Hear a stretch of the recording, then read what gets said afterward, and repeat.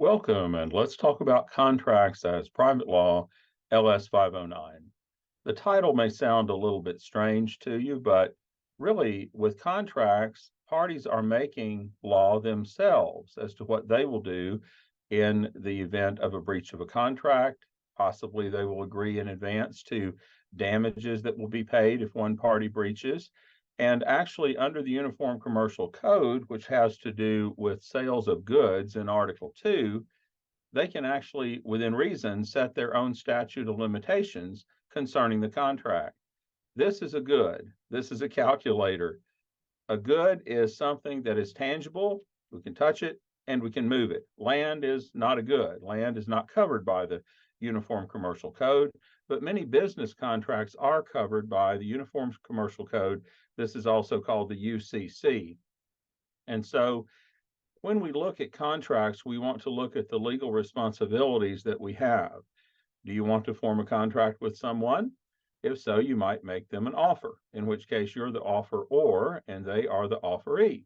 Well, they might accept your offer, or they might decide to reject your offer, in which case the offer is dead and cannot be accepted later, unless, of course, you reiterate the offer at another time.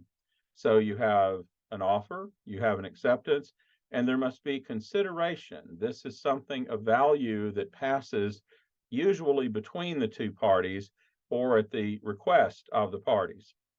So if you just have something given to someone else, that's not a contract, that's a gift. And we give family members and friends gifts all the time. But that's not a contract situation, that's just generosity, which is fine as well. But when we look at contracts in a business sense, most of these will involve a business and an individual, or two businesses, or maybe two individuals entering into an agreement that they believe is mutually beneficial. Let's take a car manufacturer, for example. Most car manufacturers do not make the tires that go on their cars. They buy them from some other company. So there will be a contract for a certain number of tires of certain sizes that are to be delivered to car plants at certain intervals as cars are produced. And the idea here is the tires arrive in time to go on the vehicles when they're finished. And so that would be an example of a business to business contract. There are other kinds of contracts that are involved, and you have health situations where someone's in the hospital, and so there's a contract there that is involved between the party who's the patient and the hospital providing the services.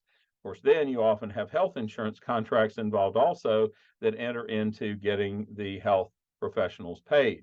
So contracts are really all around us. If you've bought a house, if you've bought a car, you've entered into a contract. Some contracts are oral and can be enforced that way.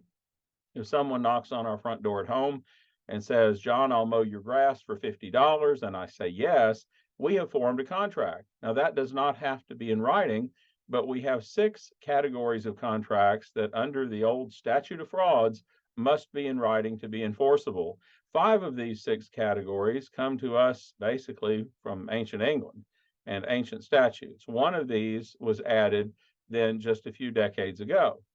A contract that cannot by its terms be completed within 1 year must be evidenced by a writing to be enforceable. That's because people forget, and they might not remember something that was said 2, 3, 4 years ago. So if it's going to be fulfilled or finished or executed, as we say, the performance complete in more than a year, it cannot by its terms be completed in less than a year, then that's going to have to be written to be enforceable. Contracts in consideration of marriage have to be in writing to be enforceable. This gets into family law a little bit because a prenuptial agreement, by the way, is not worth anything if it's not in writing. Or my wife and I don't have children, but if we did, and I were to tell one of you, "I'll pay you $10,000 if you will marry my daughter." Well, that would have to be in writing to be enforceable against me. The contracts in consideration of marriage don't have to be the marriage of the person who's making the promise. It could be somebody else's marriage, for all that's worth. Also, then contracts then that are to guarantee the debt of another living person or to guarantee the debt of a dead person. You've heard of a cosigner, and so a cosigner is simply guaranteeing the debt of another living person. And the reason we have the rule about deceased people is people would not want to be executors or personal representatives of estates if someone could come along constantly and say, well, John, you promised you'd pay this dead person's debts out of your own money. And you'd have a he said, she said situation, or a contest between who's more believable.